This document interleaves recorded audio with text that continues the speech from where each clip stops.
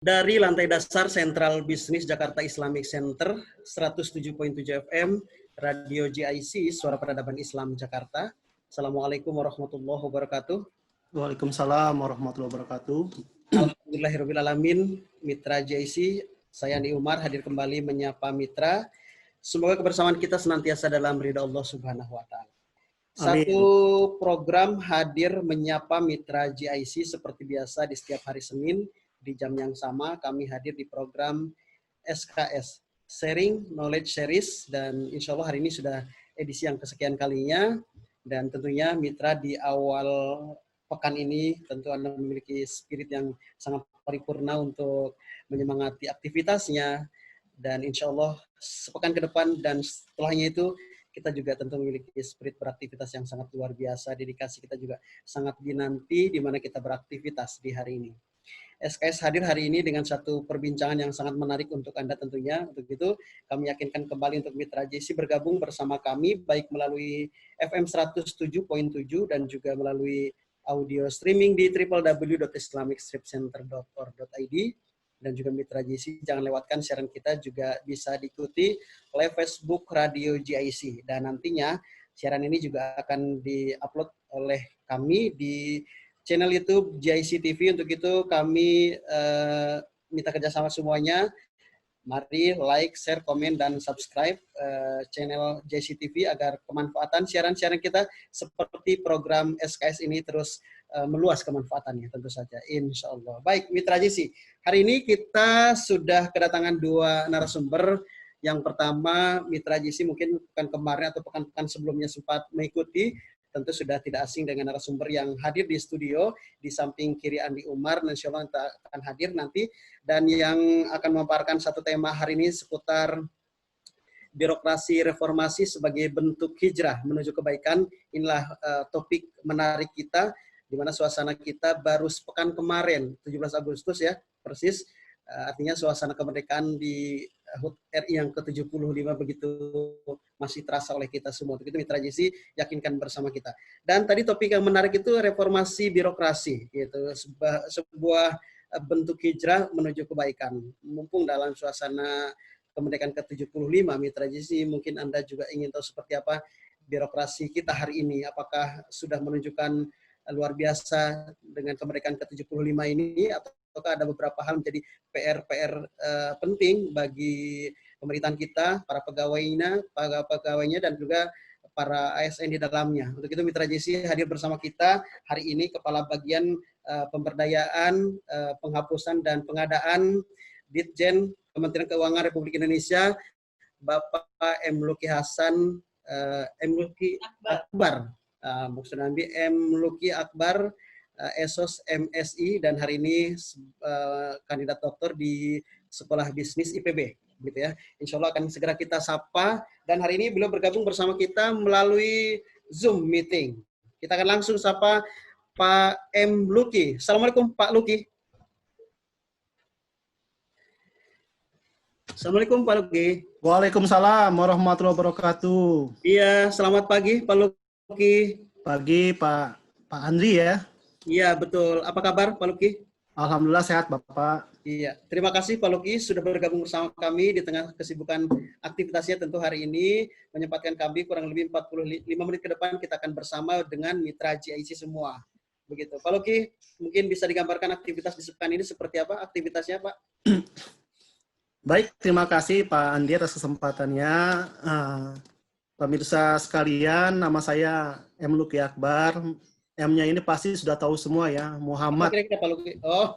Ini nama yang berat Pak, bernama yang berat, namanya Baginda Rasul, dan tentunya kita punya beban untuk bagaimana yang menyandang nama Muhammad ini harusnya memang mampu meneladani sifat-sifat dari Rasulullah. Amin, amin ya rabbal alamin. Sehari-hari saya bekerja di Kementerian Keuangan, Bapak. Saya di Sekretariat Jenderal.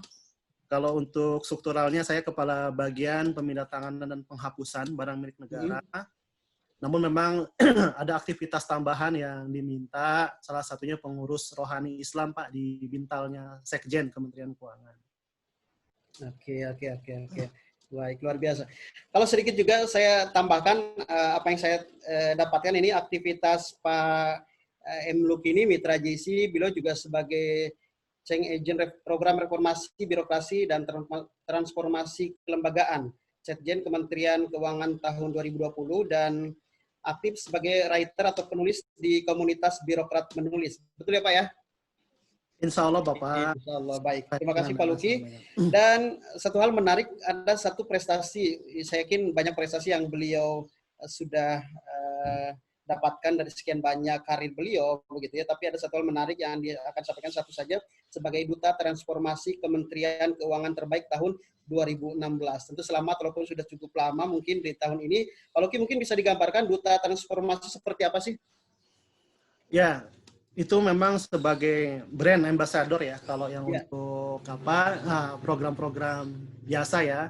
Tapi kalau untuk yang di Kementerian Keuangan memang kami diminta untuk mampu menyampaikan pesan reformasi birokrasi dan reformasi kelembagaan yang sedang berjalan di Kementerian Keuangan, sehingga para stakeholder, masyarakat pengguna jasa paham apa yang sedang dilakukan dalam konteks perubahan ini di Kementerian Keuangan, dan kita menyampaikan hal-hal baik dan tentunya yang bisa dicontoh untuk kementerian lembaga lain dilakukan dalam konteks perbaikan secara berkesinambungan. Seperti itu kira-kira Pak Andi. Baik Pak Luki, terima kasih. Inilah perkenalan kita bersama Pak Luki di awal perjumpaan Mitra JC, seperti yang tadi sudah Andi sampaikan di awal bahwa kita juga kehadiran narasumber kita juga di studio. Kalau Mitra JC pernah singgah di Jakarta Islamic Center, di mana salah satu divisi yang ada di dalamnya ada divisi pendidikan dan pengkajian. Kebetulan di samping Andi sudah ada kepala subdivisinya, Ibu Rina Suatun Hasanah Esos IMM yang hari ini juga insya Allah akan segera mengakhirkan di S3-nya di IPB. Kita akan langsung sapa Ibu Rina. Assalamualaikum Bu Rina. Waalaikumsalam warahmatullahi wabarakatuh. Bu Rina, terima kasih. Apa kabar Bu? Baik, alhamdulillah. Sehat ya. Mudah-mudahan semua selalu sehat. Insya Allah. Di pandemi seperti ini kita harus bisa menjaga kondisi. Semoga Allah melindungi kita semua sehingga corona berlalu kita tidak terkena sedikit pun dari virus tersebut. Oke, baik Bu Rina. Kalau kita ingat atau review kembali program SKS di mana hari ini sudah merupakan pertemuan kesekian kalinya, tentu ingin tahu seperti apa sih harapan dari Bu Rina untuk Mitra GIC dari Subdiv Pengkajian dan Pendidikan, terutama mereka-mereka yang, terutama Mitra GIC yang selalu bergabung bersama kita. Baik, Bang Andi, saya sangat berterima kasih karena sudah bisa bekerja sama dengan Radio GIC dengan beberapa kali tayang dari awal sebulan yang lalu kita ketemu Bang Andi, ini sudah memasuki yang kelima. Alhamdulillah antusias ataupun manfaat yang kami terima dari masukan beberapa masyarakat, kemudian juga dari kawan-kawan, ya positif sekali. Mereka memberikan apresiasi yang baik.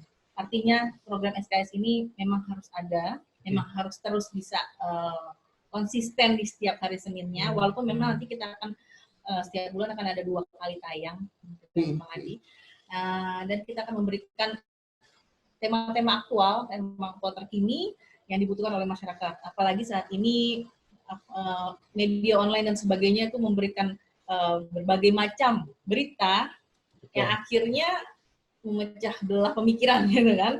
Nah, kita bagaimana caranya Jakarta Islamic Center bisa seperti visi misinya, yaitu menjadi pusat peradaban Islam, kita bisa menyatukan dari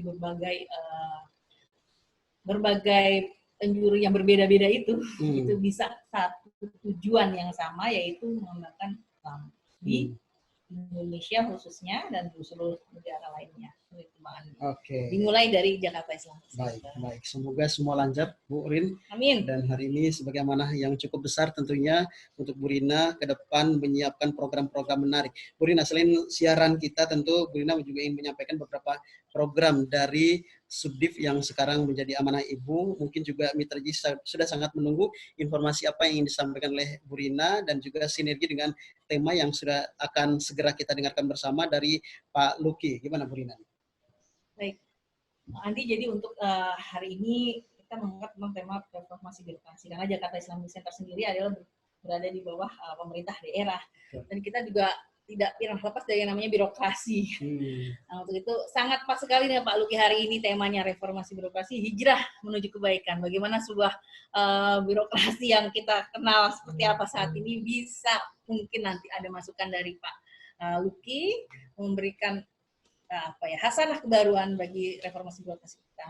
Seperti itu Bang Andi. Dan untuk pengkajian divisi kami, pengkajian dan pendidikan, memang kita mengadakan pelatihan-pelatihan, kemudian sebenarnya yang saat ini memang terkendala oleh pandemi ini.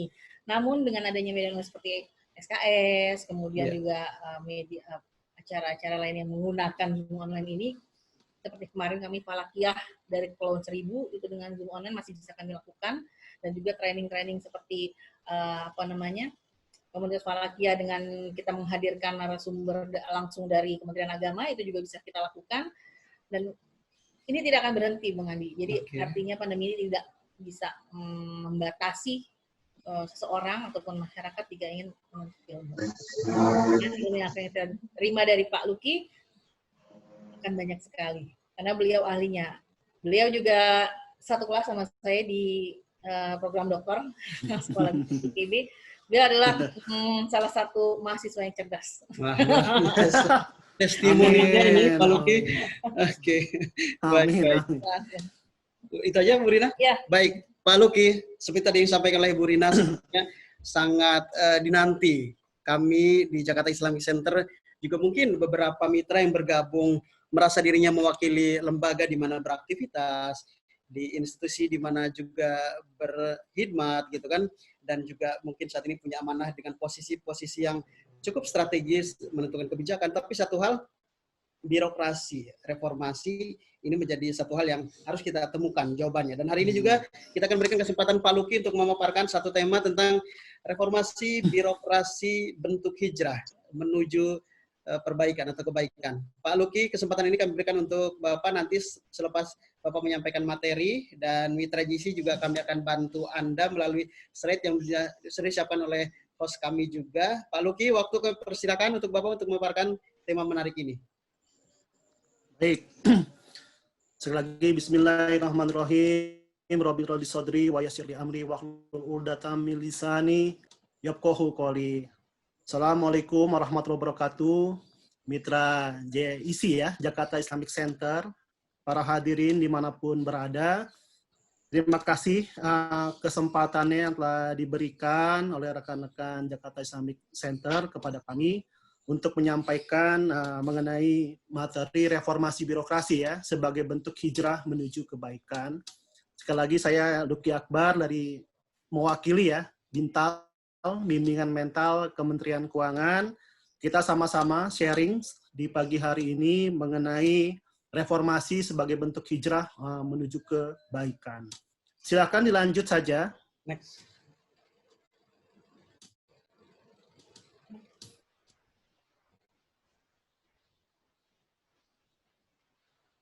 Ya, Mitra JISI, tentunya kita ingin melihat di sini bahwa data dan fakta terkait dengan layanan birokrasi yang ada di Republik ini, walaupun ini data 2013, tapi dapat kita lihat di situ ya, data yang dikeluarkan oleh Ombudsman Republik Indonesia yang memang lembaga yang masalah pelayanan publik ini, kita bisa lihat permasalahan-permasalahan yang sering dikeluhkan oleh masyarakat, antara lain adanya penundaan waktu pelayanan, penyalahgunaan wewenang, tidak adil dalam layanan tidak sesuai SOP, pegawai yang tidak memberikan layanan secara profesional, adanya uang bayaran yang lebih, dan bahkan tidak memberikan layanan sama sekali.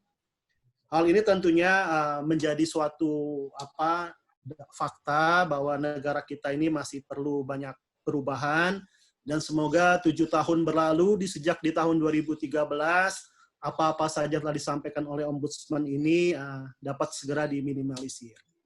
Bisa dilanjutkan? Ya.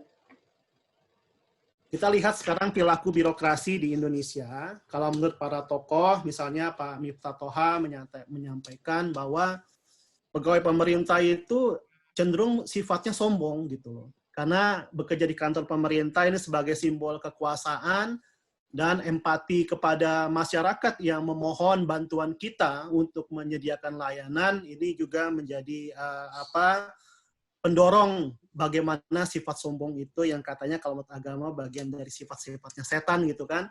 Ini menjadi menjadi wajah di dalam pelayanan kita yang mungkin juga mempengaruhi data yang tadi disampaikan. Nah, secara khusus Pak Adang Budiman tahun 2013 ada penelitiannya menyatakan bahwa perilaku korupsi dalam birokrasi pemerintah ini sudah terjadi ya sejak era Presiden Soeharto dan bahkan sudah menjadi kebiasaan rutin serta telah menjadi aktivitas harian mereka ketika bekerja di kantor dengan berbagai alasan. Yang paling utama adalah masalah penghasilan selaku ASN, rasa tanggung jawab yang sangat rendah, dan tentunya ini juga menjadi bagian dari PR perbaikan yang perlu dilakukan. Mungkin bisa kita lanjut.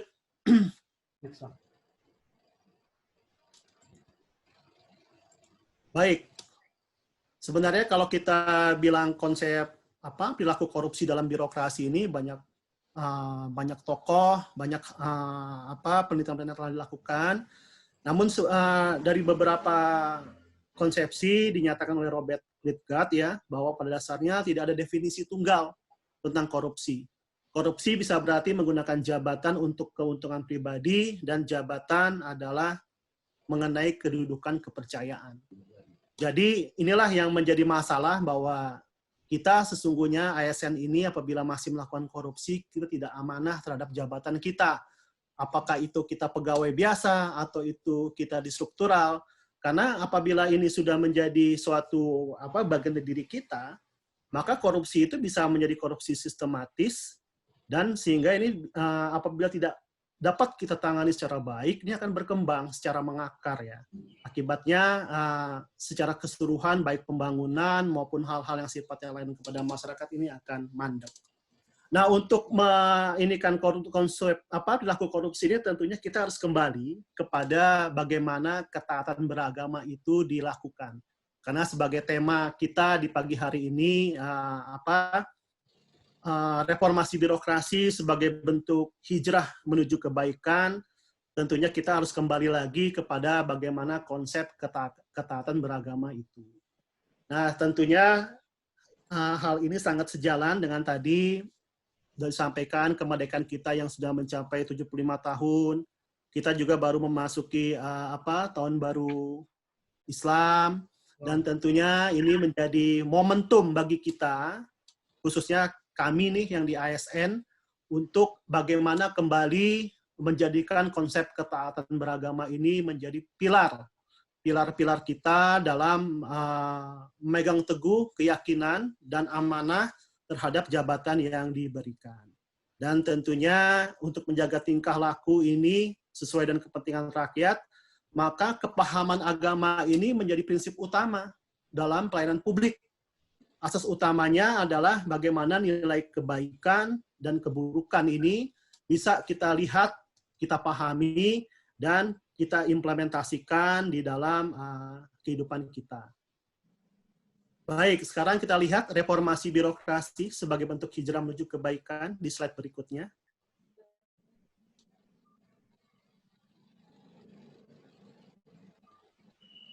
Reformasi birokrasi dalam banyak literatur, penelitian, ini adalah dalam rangka mewujudkan tata pemerintahan yang baik di Indonesia. Dan tanpa diiringi dengan kesadaran beragama dan pengamalan ajaran agama tersebut, maka perilaku korupsi ini tentunya tidak akan bisa diberantas. Nah, ini tentunya kita harus kembali bagaimana kita mencontoh ya baginda Rasul dalam usaha menyempurnakan keyakinan kepada Allah Subhanahu wa taala. Beliau selalu memberikan contoh-contoh yang baik, selalu mengajak kita semua untuk hijrah pada saat itu dari masa kegelapan menuju masa terang benderang, Islam sebagai rahmatan lil alamin. Dan tentunya ini juga kita berusaha dengan mencontoh sifat-sifat Rasulullah tersebut, kita bisa menghindari perilaku-perilaku birokrasi yang tentunya menjadi penyakit kita di saat ini. Nah, memang sudah ada perubahan sistem dan undang-undang. Namun itu tidak cukup untuk menjamin perubahan perilaku korupsi birokrasi. Kenapa demikian? Karena yang tentunya kita harapkan adalah bagaimana mindset yang kita dapat rubah dulu, pikiran kita. Dan untuk merubah pikiran, tentunya mau nggak mau kita harus kembali kepada ajaran-ajaran agama tadi. Konsep ketaatan beragama, konsep kita contoh sifat-sifat mulia baginda Rasul, sehingga nanti kita bisa mengimplementasikan mindset itu ke dalam perilaku yang jahir, perilaku yang nyata gitu loh. Dan itulah yang nanti akan menjadi cultural set kita. Bagian dari budaya. Jadi pemikiran dan budaya ini harus satu paket. Pikiran itu kita rubah dulu, lalu dari pikiran yang berubah, nanti kita akan mampu mentransformasi ke dalam perilaku yang sesuai.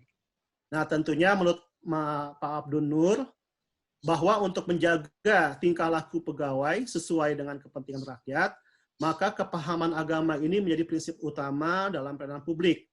Asas utama untuk mencapai keseragaman tingkah laku pegawai mengenai nilai kebaikan dan keburukan itu hanya bisa dicapai dari ajaran agama. Dan tentunya dengan hijrah ini, reformasi birokrasi adalah berubah. Berubah dari yang tadinya tidak efektif menjadi efektif, dari yang tadinya tidak transparan menjadi terbuka, dan bagaimana sifat-sifat curang, tidak amanah, ini dapat kita keluarkan. Ibu Menteri Keuangan sebelum libur panjang kemarin menyatakan kepada kami semua dalam suatu rapat besar, bahwa kami selaku pegawai Kementerian Keuangan tidak boleh sombong.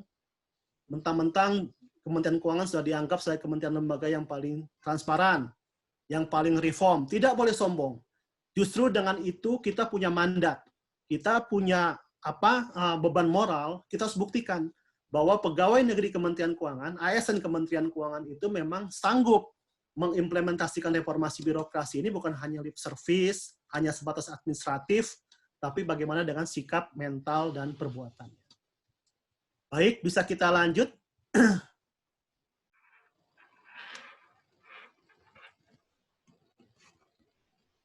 Nah, tentunya apabila kita bicara mengenai ketaatan beragama, kita juga harus secara vertikal langsung melihat kepada ajaran-ajaran yang dalam hal ini karena kita melihat sisi Muslim, tentunya ajaran Al-Quran adalah tuntutan untuk melakukan perubahan.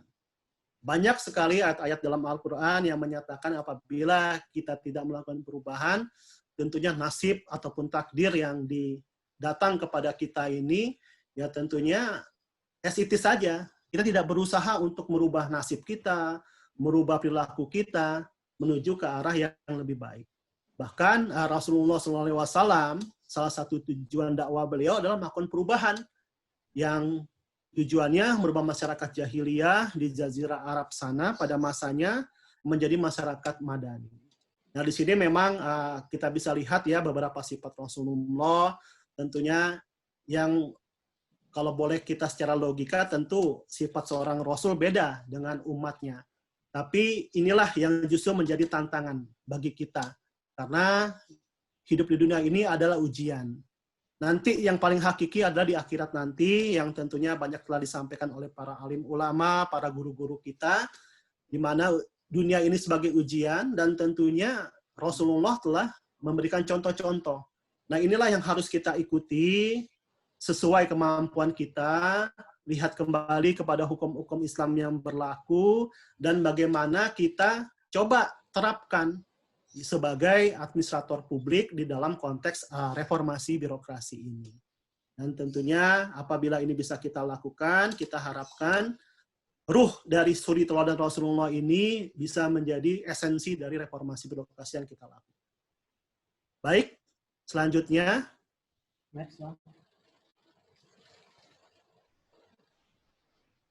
ya, ini penutup saja, karena saya lebih ingin banyak kita berdiskusi nanti bahwa apa-apa yang sudah berlaku di reformasi birokrasi di lembaga negara di Indonesia ini, itu adalah sesungguhnya diadaptasi dari ketaatan beragama sebagai suatu konsep yang menggambarkan keadaan seseorang mengamalkan keseluruhan perintah Allah Subhanahu wa Ta'ala, menjauhi larangan yang disampaikan oleh Allah Subhanahu wa taala dengan kita mensuri tauladankan perilaku yang telah dilakukan, dicontohkan oleh baginda Rasulullah SAW. Dan tentunya ketaatan beragama ini harus komprehensif ya, totalitas. Mulai dari aspek imaniah kita, keyakinan kita, ibadah kita. Bekerja itu adalah bagian daripada ibadah, kita sekolah, meningkatkan pengetahuan juga adalah bagian dari ibadah. Muamalah kita, muasyarah kita, dan tentunya akhlak kita yang dalam hal ini memang langsung dapat dibaca, dilihat oleh masyarakat bahwa itu adalah bentuk-bentuk perubahan yang dilakukan. Dan berdasarkan penelitian, memang ajaran agama ini akan mempengaruhi tahap kualitas kita dari melakukan pekerjaan. Oleh karena itu, ajaran agama adalah salah satu instrumen yang dapat membentuk dan membimbing manusia untuk mencapai dan melakukan pekerjaan dengan baik. Apabila manusia memang ini mampu memenuhi ajaran agama yang berhubungan dengan pekerjaannya. Makanya di kementerian lembaga banyak sekali proses-proses konsultasi yang dilakukan dalam rangka reformasi birokrasi. Tujuannya apa? Tujuannya bahwa kita ingin melihat apa sih yang belum baik dari pekerjaan kita, sehingga ini bisa diarahkan dengan yang lebih baik lagi. Namun platform-platform itu tidak akan berjalan apabila tadi tidak ada ketaatan beragama, terutama dari aspek imaniah, ibadah, dan muamalahnya untuk bagaimana membentuk akhlak yang baik. Oleh karena itu, seluruh elemen bangsa Indonesia bertanggung jawab atas perbaikan dan tentunya bagaimana pegawai negeri ini, ASN ini dapat mewujudkan pelayanan publik yang berkualitas. Ya tentunya kembali kepada firman Allah di Quran surah Al-A'raf ya ayat 11 bahwa Allah itu tidak akan merubah keadaan suatu kaum sehingga mereka merubah keadaan yang ada pada diri mereka sendiri. Dan apabila Allah menghendaki keburukan terhadap satu kaum, maka tak ada yang dapat menolaknya. Dan sekali-sekali tak ada pelindung bagi mereka selain Dia, Allah Subhanahu wa taala. Jadi kembali lagi ini kepada diri kita sendiri. Tentunya perubahan hal-hal baik yang dari ingin kita wujudkan adalah kalau dari sisi ASN ya, birokrasi, bagaimana kita bertanggung jawab terhadap apa yang telah diamanahkan oleh rakyat Indonesia. ASN itu bekerja digaji oleh rakyat Indonesia. Tentunya kita bertanggung jawab pekerjaan kita untuk dikembalikan kepada masyarakat sesuai dengan Undang-Undang Dasar 45, bagaimana mensejahterakan kehidupan rakyat ini sesuai dengan tujuan yang kita emban. Dan Kementerian Keuangan, tempat kami yang sekarang bernaung, tentunya dalam masa pandemi kita sudah punya program pemulihan ekonomi nasional, telah banyak instrumen-instrumen dalam rangka membantu sosial kemasyarakatan, menumbuhkan ekonomi, dan itu tidak bisa dapat terrealisasi apabila Allah Subhanahu wa taala tidak menurunkan rahmatnya kepada bangsa Indonesia untuk keluar dari krisis ini. Kita perlu berusaha, tapi tentu kembali kepada niat dan bagaimana nanti Allah Subhanahu wa taala ridho terhadap apa yang kita lakukan. Dan supaya Allah Subhanahu wa taala ridho, ya kita harus berbuat dengan sesuai dengan ajaran agama, suri tauladan Rasulullah SAW, dan bagaimana ini diimplementasikan kepada kehidupan kita. Baik, demikian saja yang dapat saya sampaikan. Ini sekedar sharing session saja. Semoga nanti di sesi diskusi kita bisa lebih banyak ya mengelaborasi hal-hal mengenai bagaimana reformasi birokrasi ini sebagai bagian dari hijrah menuju kebaikan. Assalamualaikum warahmatullahi wabarakatuh. Assalamualaikum warahmatullahi wabarakatuh. Pak Luki, terima kasih. Materinya sudah tersampaikan untuk kita Mitra JIC.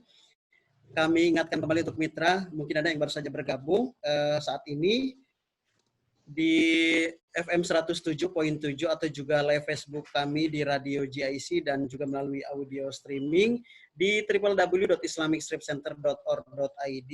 Kami sedang di program SKS kali ini dengan satu tema reformasi birokrasi dalam bentuk hijrah menuju perbaikan.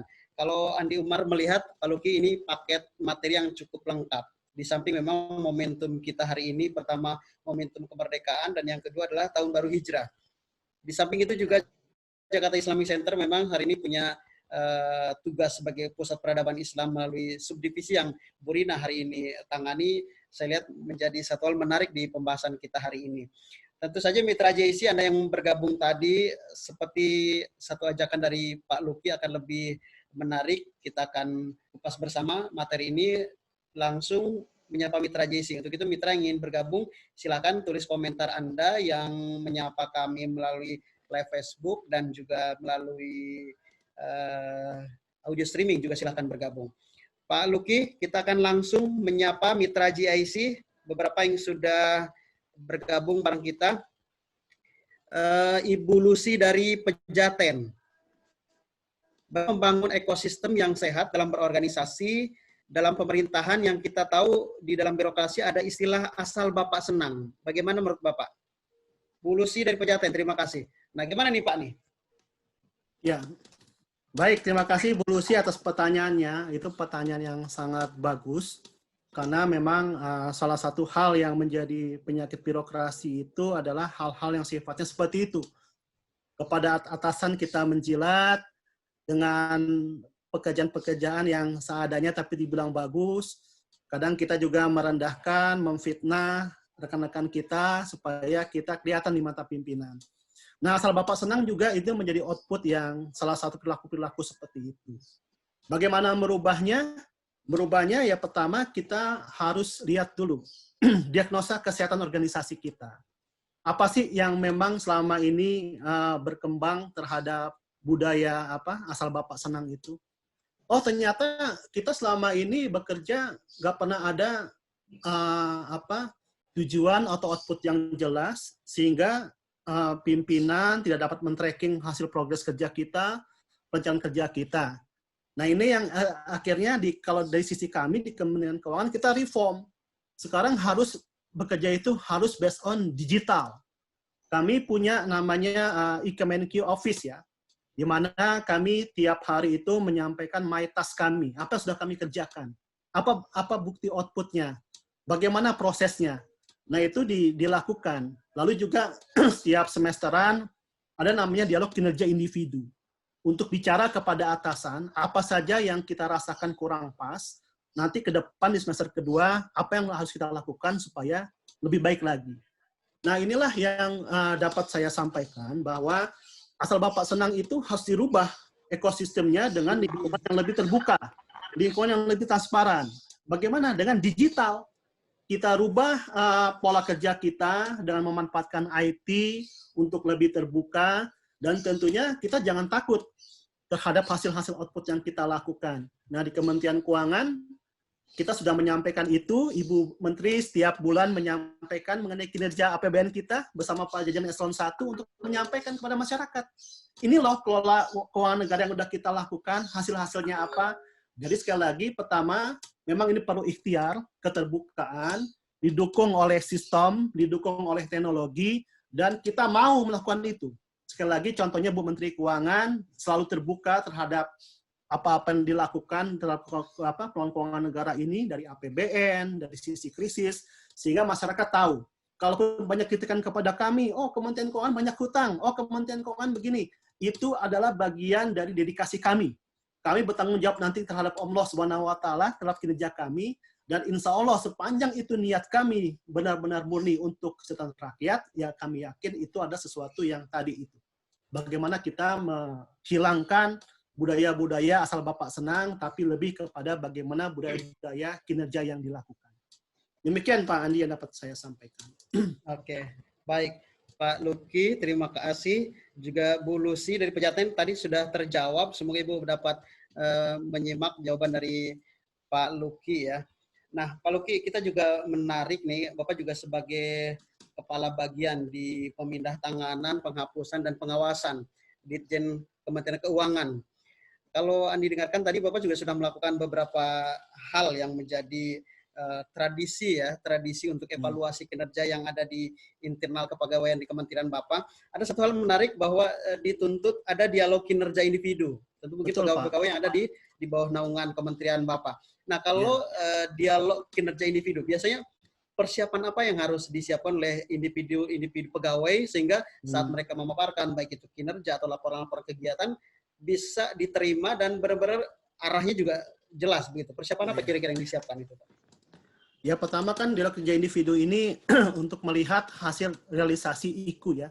Indikator kinerja utama yang diukur secara tahunan yang menjadi kontrak kinerja kami kepada organisasi. Nah, nanti dilihat di situ hasil capaiannya seperti apa. Nah, untuk itu hierarki tuh.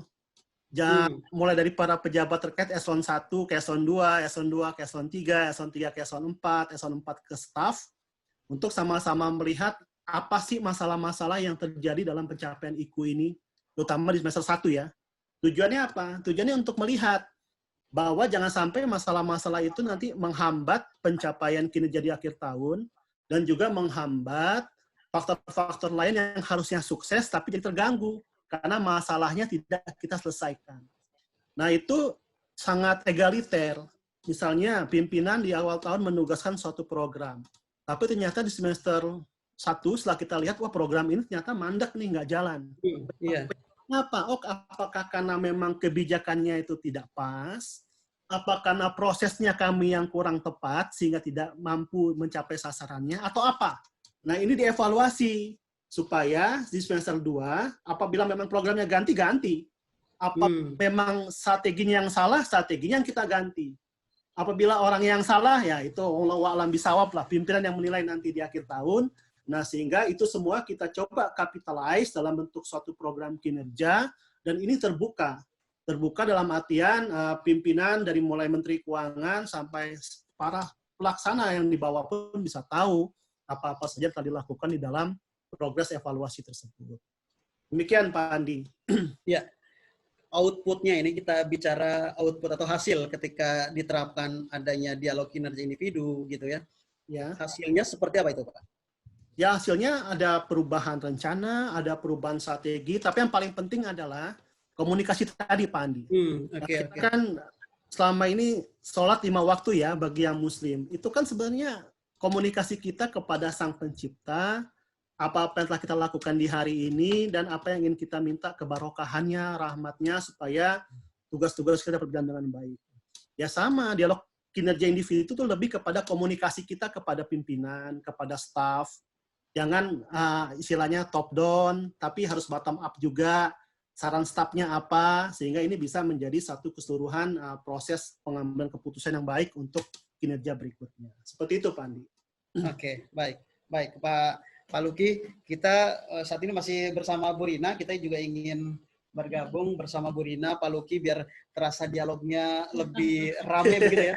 Bu Rina, bagaimana dengan paparan yang disampaikan oleh Pak Luki? Saya lihat ada satu hal yang menarik yang juga sudah diterapkan di Kementerian Pak Luki, di mana hari ini punya amanah, yang kita tahu bahwa tidak saja Kementerian Keuangan hari ini Indonesia gitu kan, tingkat provinsi pun ada dinas-dinas yang tentu juga semua harus ada reformasi birokrasi yang harus lebih baik lagi begitu. Bu Rina bagaimana melihat? Saya melihat memang di seluruh organisasi atau di seluruh pemerintahan tentu peranan leader berpemimpin itu memang menjadi kunci ya. Ketika reformasi berubah, ketika kita harus melakukan segala sesuatu itu perlu contoh. Nah, itu yang harus diberi contoh memang dari pimpinannya. Kalau menurut saya ya, pandangan saya jadi jadi ketika kita ingin melakukan suatu perubahan, tentunya memang harus diawali dari kita sendiri, apalagi untuk menuju kebaikan. Tapi ketika kita membutuhkan sosok figur ataupun ketika kita berada di tempat kerja, seperti apa idealnya? Seperti apa idealnya kita bisa melakukan perbaikan itu, maka menjadi salah satu aktor penting adalah leader menurut saya. Dan ini memang kita tahu ya bahwa di Al-Quran sendiri, di seluruh agama gitu juga pasti setuju bahwa pemimpin itu memang harus memberikan contoh yang baik. Kalau kita tahu di surat Al-Ahzab ayat 21 ya, itu kan disebutkan bahwa laqad kana lakum fi Rasulillah uswatun hasanah. Bukan saya ya. Dan yang baik itu ada di diri Rasulullah. Kita tahu apapun dia tentunya ada di diri Rasulullah gitu kan. Di berbagai kajian-kajian untuk kita tidak bisa mungkin memang Rasulullah adalah sosok yang paling mulia dan paling bisa ditauladani. Kemudian saya juga mendapat quote gitu dari John C. Maxwell, mungkin bisa pernah dengar bahwa beliau itu adalah seorang pendeta dari Amerika Serikat yang juga penulis buku-buku terkenal di sana. Dia menyebutkan bahwa a leader is one who knows the way. Bahwa pemimpin itu adalah mengetahui cara, goes to the way, bagaimana melakukan cara itu, dan juga shows the way, menunjukkan caranya. Jadi tidak hanya berbicara, mungkin tidak hanya berperilaku, mungkin, tapi dia juga bisa mencontohkan, ini loh buat kalian semua, contohlah saya. Jadi kalau kita mau berorganisasi yang bagus, mungkin kita mau berorganisasi yang kompak, berorganisasi yang perubahan ke arah kebaikan, mungkin kita bisa melakukannya dari seorang leader. Oke. Itu menurut saya. Mungkin Pak Luki bisa menambahkan, karena beliau adalah narasumber utama kita hari ini. Silakan Pak Luki. Pak Luki, leader sangat strategis katanya bagaimana untuk birokrasi ini semakin baik lagi. Ya. Bagaimana Pak Luki melihat leader-leader kita hari ini di baik tadi di kementerian dan lain-lain hari ini, kalau Bu Rina secara organisasi umum ya melihat bahwa leader memegang peranan yang sangat penting untuk sebuah kemajuan dan transparansi dan lain-lain gitu ya. Gimana Pak Luki melihat? Ya, saya sepakat ya dengan Bu Ustazah ini. Jadi memang leader ini adalah contoh terdepan. Maka tadi kalau Pak Andi sampaikan salah satu peran saya adalah change agent ya. Change agent itu memang ditunjuk sebagai satu sistem role model di Kementerian Keuangan untuk mengawal perubahan. Nah, change agent itu setingkat eselon 3 kalau di Kementerian Keuangan, setingkat kepala kantor, pejabat administrator. Yang tujuannya apa? Tujuan nanti bisa menurunkan kebaikan-kebaikan, menularkan proses-proses yang baik dari atas ke bawah secara lebih sistematis. Nah, dengan ada change agent ini diharapkan masing-masing unit kerja yang ada di Kementerian Keuangan itu secara terintegrasi, mempunyai pemahaman yang sama mengenai nilai-nilai Kementerian Keuangan, nilai-nilai yang mau disampaikan kepada masyarakat, dan juga kebijakan-kebijakan dari pimpinan yang harus diturunkan spiritnya sampai ke level staff yang paling bawah. Nah, makanya change agent ini menjadi motor ya di Kementerian Keuangan, dan alhamdulillah tahun 2020 ini saya salah satu bagian dari situ. Walaupun tugasnya memang relatif lebih lebih kepada tugas-tugas tambahan dan sifatnya memang harus mau encourage orang untuk berubah, tapi itu menurut saya bagian dari sistem yang baik, dan tentunya itu tadi bukti leader itu mempunyai peranan dalam rangka mengawal perubahan. Kalau soal Bu Menterinya jangan ditanya pimpinannya, pasti selalu ada hal-hal yang dilakukan. Tapi ini sistemnya, sistem leadership yang dibangun ada dengan ada change agent itu, menjadikan pemimpin sebagai role model. Seperti itu, Pak. Oke, baik. Semakin lengkap dipaparkan juga oleh Pak Luki bahwa leader juga sangat menempati posisi penting bagaimana hari ini dan ke depan organisasi kita. Pak Luki, demikian ya? Ya. Pak Luki, kalau saya melihat tadi materi yang Bapak sampaikan bahwa kalau kita bicara birokrasi reformasi, ada satu harapan tidak adanya korupsi begitu ya, dan pengaruh buruk dari korupsi itu kan dari sisi sektor politik, ekonomi, dan sosial. Itu kalau saya lihat kurang lebih ada 3 poin penting yang Bapak tuliskan dalam materi yang disampaikan tadi. Bisa digambarkan kembali dari sisi politik seperti apa, ekonomi seperti apa, dan sosial seperti apa nih Pak? Iya Pak, jadi kan salah satu trigger yang menjadikan korupsi itu terjadi kan adanya kesempatan, lalu adanya tekanan, dan adanya pembenaran Pak. Nah, tekanan ini yang memang kita rasakan sebagai bentuk suatu representasi politis ya di dalam kehidupan birokrasi. Ya, contohnya sudah banyak Pak, terutama di kasus-kasus pengadaan barang dan jasa, itu apabila ada integritas, ya pimpinannya akan secara menekan kepada para pelaksana proyeknya untuk melakukan penyimpangan. Nah, ini tentunya harus dirubah sekali lagi dengan sistem Pak. Ketika proses pengadaan itu terbuka, lewat sistem, lewat elektronik, itu kan tentunya pengawasan akan semakin baik. Data tersimpan dalam sistem, dan apabila nanti ada yang dilakukan di luar itu pasti akan ke-record, karena ada pasti catatan-catatan yang istilahnya nggak lengkap di dalam sistem. Nah, ini yang perlu kita terus dorong, di samping bagaimana hukuman itu lebih tegas ya, harus lebih tegas. Karena dari beberapa hasil penelitian juga disampaikan, apabila tidak ada ketegasan, bisa di itu dulu ya, hostnya nih, di mute. apabila tidak ada ketegasan dalam bentuk reward and punishment, itu juga akan membuat suatu kondisi yang istilahnya abu-abu. Oh, ternyata begini juga nggak apa kok, nanti juga diampuni, nanti juga dihitukan. Ini harus tegas apabila memang sudah di-cut karirnya sekalian gitu. Oke.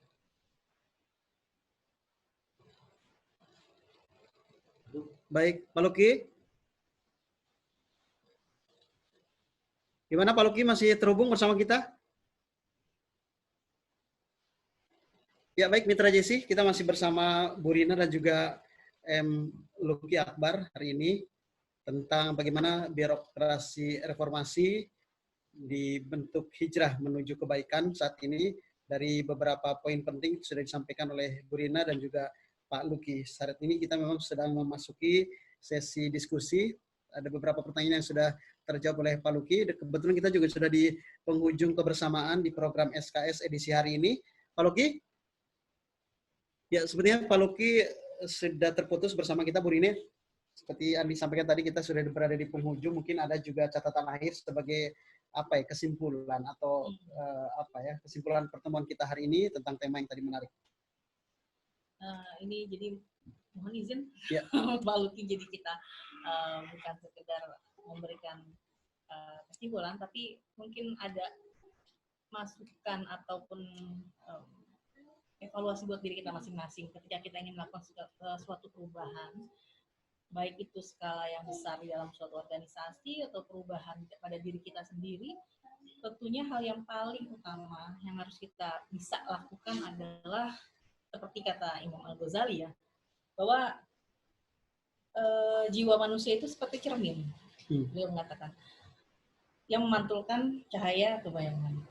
Setiap kita berbuat kebajikan, maka jiwa itu akan bersinar. Tetapi ketika kita membuat suatu keburukan, jiwa itu akan gelap. Oleh karena itu, idenya atau sarannya adalah perubahan bisa dilakukan dari sesuatu yang kecil. Buatlah kebaikan sekecil apapun, itu namanya kebaikan. Okay. Jadi, dan kebalikannya, jangan berbuat sesuatu walaupun kecil yang merupakan keburukan.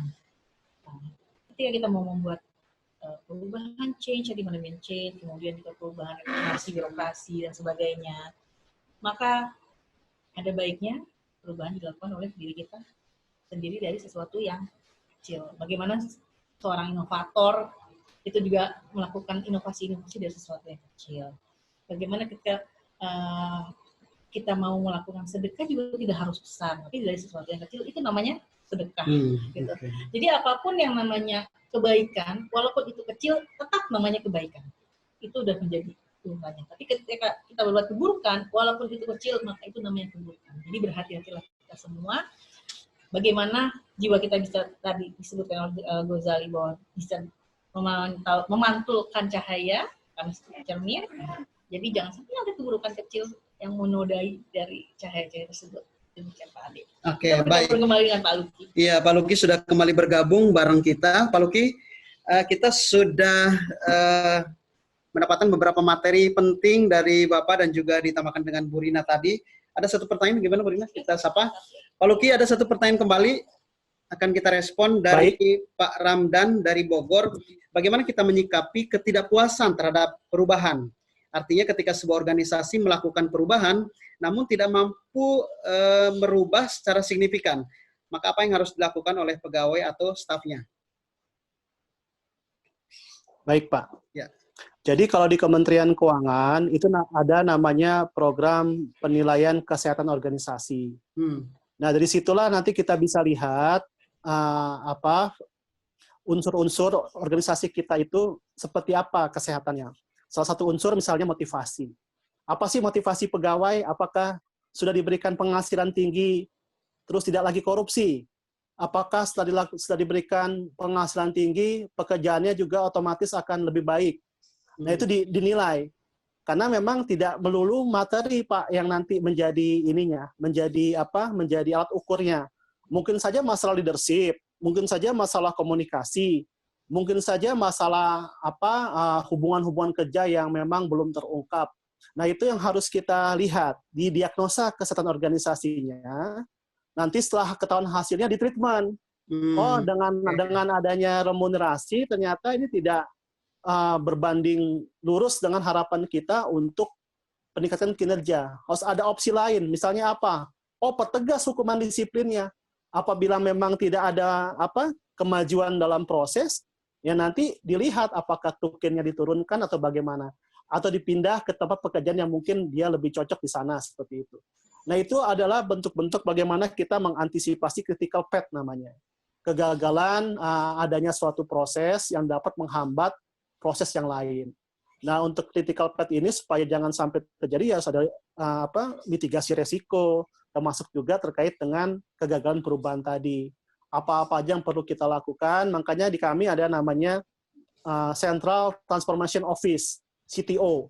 Nah, CTO itulah yang secara struktural menata, mengelola perubahan ini supaya dapat berjalan dengan baik. Jadi seperti itu, Pak. Oke. Baik, Pak Luki, terima kasih. Tadi pertanyaan dari Pak Ramdan, ini pertanyaan terakhir sepertinya, Bu Rina.